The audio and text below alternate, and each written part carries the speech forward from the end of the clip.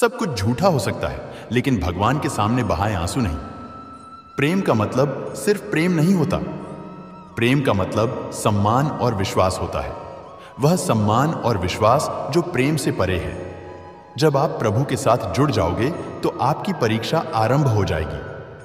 कुछ लोग इसे दुख समझते हैं तो कुछ लोग प्रभु की कृपा। छल कपट, पाप का फल इसी धरती पर भोगना पड़ता है। याद रखना, समय किसी को क्षमा नहीं करता। सफलता का मतलब यह नहीं कि आपको किसी दूसरे से बेहतर बनना है, बल्कि सफलता का मतलब है जो आप अभी हैं उससे बेहतर बनना। वो कठिन परीक्षा लेता है, मगर सहन करने की शक्ति भी देता है। आपकी जिंदगी में कुछ नहीं बदलेगा जब आप खुद को नहीं बदलेंगे। मुंह पर सच बोल देने और गुस्सा कर लेने वाले लोग उन लोगों से करोड़ों गुना बेहतर हैं जो आपके सामने कुछ और हैं और पीठ पीछे कुछ और है। किसी का दर्द समझने के लिए इंसान के अंदर का इंसान होना जरूरी है। कौवा कोयल की आवाज को दबा सकता है, मगर खुद की आवाज मधुर नहीं बना सकता। उसी तरह निंदा करने वाला व्यक्ति एक सज्जन को बदनाम कर सकता है, मगर वह खुद सज्जन नहीं बन सकता।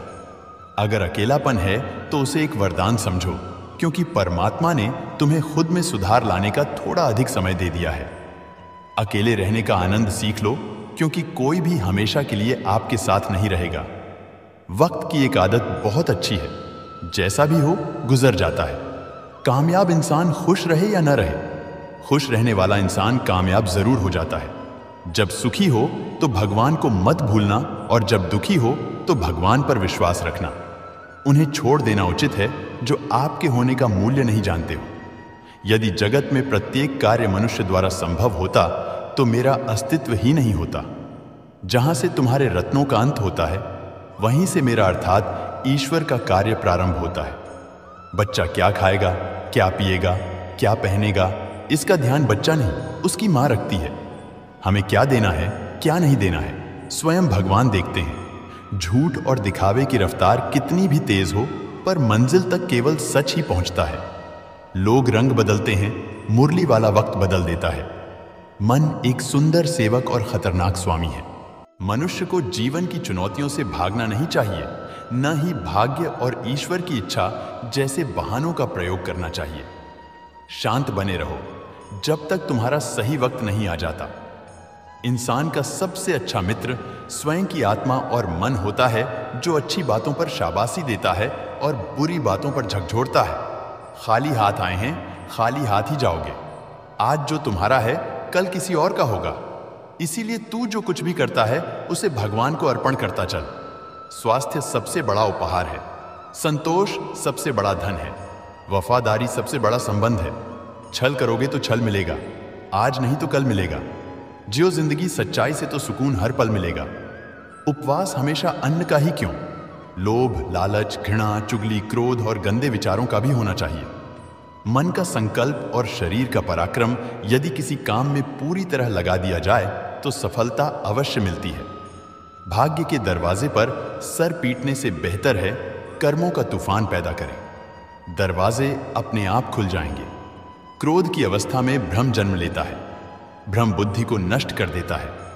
बुद्धि के नष्ट होते ही व्यक्ति का पतन हो जाता है।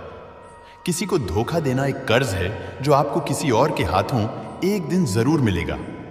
कलयुग है, हमेशा तैयारी के साथ ही रहना। मौसम और इंसान कब बदल जाए इसका कोई भरोसा नहीं। भगवान कहते हैं, तुम मेरी ओर देखोगे, मैं भी तुम्हारी ओर देखूंगा। तुम जिस भाव से मुझे याद करोगे उसी भाव से मैं तुम्हारे पास आऊंगा। बदला लेने के लिए मत सोचो, आराम से बैठो। जिन लोगों ने आपके साथ बुरा किया है, अंत में उनके साथ भी बुरा ही होगा। इस दुनिया में जुनून जैसा कोई आंख नहीं है, मूर्खता जैसा कोई जाल नहीं है, नफरत जैसा कोई दरिंदा नहीं है और लालच जैसी कोई धार नहीं है। प्रसन्नता का कोई मार्ग नहीं है, बल्कि प्रसन्नता ही एक मार्ग है।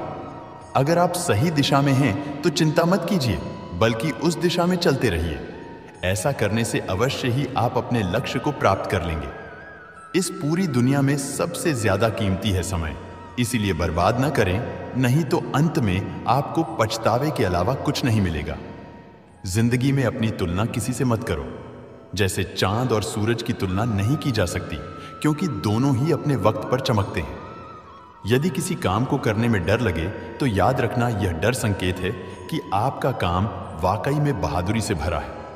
ख्वाब जिनके ऊंचे और मस्त होते हैं, इम्तहान भी उनके ज़बरदस्त होते हैं।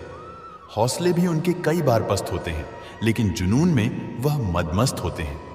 पहाड़ की ऊंचाई आपको कभी आगे बढ़ने से नहीं रोकती, बल्कि आपके जूते में पड़े कंकर आपको आगे बढ़ने से रोकते हैं। निकाल फेंको उस कंकर को। सिर्फ मरी हुई मछली को पानी का बहाव चलाती है। जिस मछली में जान होती है, वह मछली अपना रास्ता खुद बनाती है। अपने हौसले को यह मत बताओ कि तुम्हारी परेशानी कितनी बड़ी है, अपनी परेशानी को बताओ कि तुम्हारे हौसले कितने बड़े हैं। सफल वो नहीं जो अपने दुश्मनों पर विजय प्राप्त करता है, बल्कि सफल तो वो है जो अपनी इच्छाओं पर भी विजय प्राप्त करता है। अगर केवल इसलिए आपने अपने सपनों पर काम करना बंद कर दिया है क्योंकि किसी को लगता है कि आप उसे नहीं कर सकते, तो आपका सपना नहीं है, वो बस आपकी एक छोटी सी इच्छा है। जो लोग आपको नजदीक से नहीं जानते, उनकी बातों को दिल पर मत लो। आगे बढ़ो और कुछ करके दिखाओ। जिंदगी में अच्छे लोगों की तलाश मत करो, बल्कि खुद अच्छे बन जाओ। आपसे मिलकर शायद किसी की तलाश पूरी हो जाए। यदि आप छोड़ नहीं सकते तो दौड़ो, यदि आप दौड़ नहीं सकते तो चलो, अगर आप चल नहीं सकते तो रेंगते हुए चलो, लेकिन हमेशा आगे बढ़ते रहो। एक बार गुरु ने अपने शिष्य से पूछा, क्या आप जानते हैं, हमारे अंदर एक बड़ा युद्ध निरंतर चल रहा है। जब सारे शिष्य चुप रहे, तब गुरुजी बोले, वास्तव में सबसे बड़ी लड़ाई हमारे अंदर दो भेड़ियों की है। एक काला भेड़िया जो क्रोध, हिंसा, अहंकार, दुख, ग्लानि, लालच, चोर, झूठ की भाषा बोलता है। दूसरा सफेद भेड़िया जो आनंद, प्रेम, दया, विचार और सद्भावना की भाषा बोलता है। इसी लड़ाई के शोर में हम पहले से मौजूद मन की शांति भूलकर उसे कहीं और ढूंढने की कोशिश करते हैं। गुरु ने कहा, हमें इस लड़ाई के शोर से कोई नहीं बचा सकता। यह लड़ाई मेरे अंदर ही चलती है और यह आपके अंदर भी है। शिष्यों ने गुरु की बात ध्यान से सुनी और पूछा, गुरुजी, तो इस लड़ाई में जीत किसकी होगी? गुरुजी ने कहा, वही भेड़िया जीतेगा जिसे तुम खाना दोगे। खाना देने का मतलब है हमारे पास शक्ति है ध्यान देने की। हम जिस भेड़ियों की बातों पर ध्यान देंगे, बड़ा ताकतवर होता जाएगा। इसलिए हमेशा क्रोध से पहले दया चुनना चाहिए, लालच से पहले उदारता, चिंता से पहले शांति और जलन से पहले सद्भावना को चुनना चाहिए। ऐसा करते करते हमारा मन अपने आप आनंदित रहने लगता है। जैसे शरीर को आराम दिया जाए तो वह ठीक होने लगता है, वैसे ही मन के शोर से आराम मिलता है। तब वो खुद ब खुद निर्मल हो जाता है।